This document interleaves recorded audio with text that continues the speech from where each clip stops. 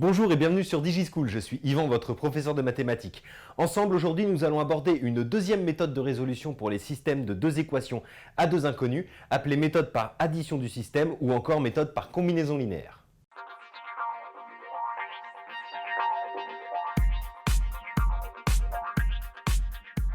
Cette nouvelle méthode de résolution de systèmes de deux équations à deux inconnus vient en complément de la première méthode que nous avons vue ensemble, la méthode par substitution.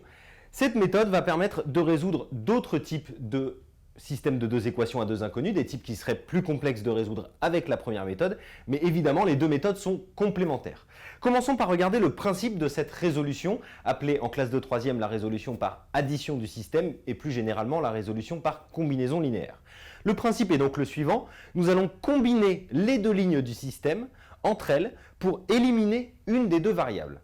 Alors si nous regardons sur le petit exemple qui est en dessous, nous avons le système suivant, la première ligne 2x moins 5y égale moins 9 et la deuxième ligne 2x plus 3y égale 7.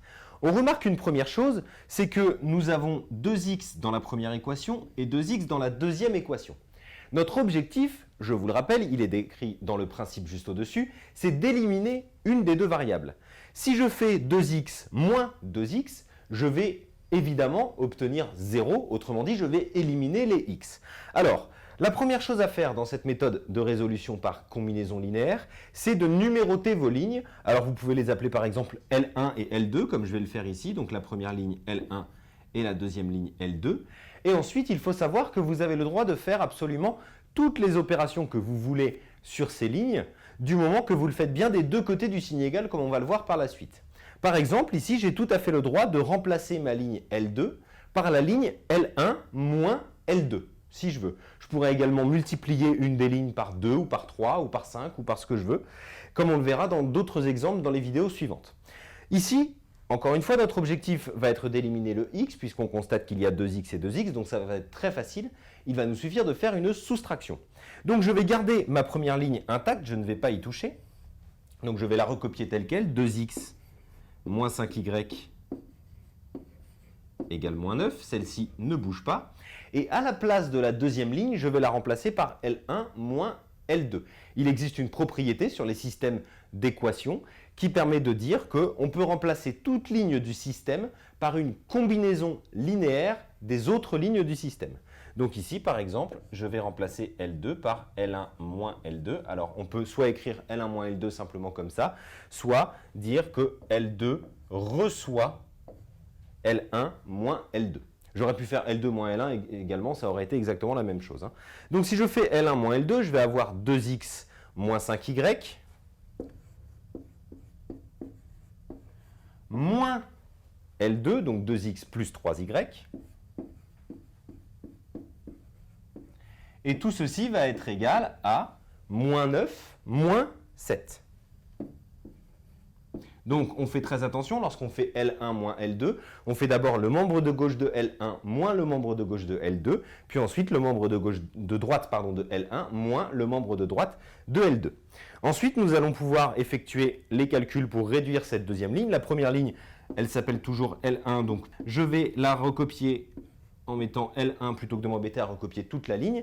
Ensuite, sur la deuxième ligne, je vais m'occuper d'abord de la parenthèse. D'abord, je vais essayer de faire disparaître cette parenthèse, donc 2x moins 5y, moins, lorsque j'enlève la parenthèse, vu qu'il y a un moins devant, tous les signes qui sont à l'intérieur vont changer, donc 2x devient moins 2x, et plus 3y devient moins 3y. Et à droite du signe égal, nous avions moins 9, moins 7, ce qui fait moins 16 si je fais le calcul. Je continue à garder ma première ligne L1. Je remarque que 2x et moins 2x, ça va faire 0. Évidemment, c'est ce que nous voulions au tout départ, donc tant mieux. Ensuite, nous avons moins 5y moins 3y, autrement dit, moins 8y est égal à moins 16. De cette manière, je vais déjà pouvoir trouver l'inconnu y. Je continue en haut à droite. Donc, ma ligne L1 va rester la même. Je la garde encore une fois.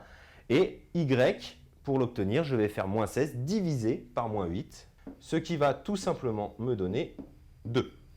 Donc j'ai déjà trouvé la valeur de y qui est égale à 2. Et ensuite, je vais remplacer cette valeur de y dans la première ligne du système pour pouvoir trouver la valeur de x. Donc j'avais 2x moins 5y égale moins 9, ça va me donner 2x moins 5 fois 2 égale moins 9. J'ai toujours y égale 2 en dessous. Autrement dit, ça va me donner 2x moins 10 égale 9.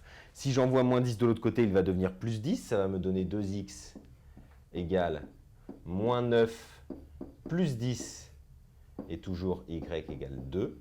Et enfin, donc je vais avoir moins 9 plus 10 qui va me donner 1. Ça veut dire que x va être égal à 1 demi et y égale à 2. Bien évidemment, on n'oublie pas de conclure la résolution de ce système de deux équations à deux inconnues en disant tout simplement que 1 demi 2, le couple 1 demi 2, est solution du système. Voilà pour cette nouvelle méthode de résolution concernant les systèmes de deux équations à deux inconnues. Je vous invite maintenant à visionner la vidéo suivante dans laquelle nous aborderons deux autres exemples de résolution utilisant cette méthode. Et moi je vous dis à bientôt sur DigiSchool.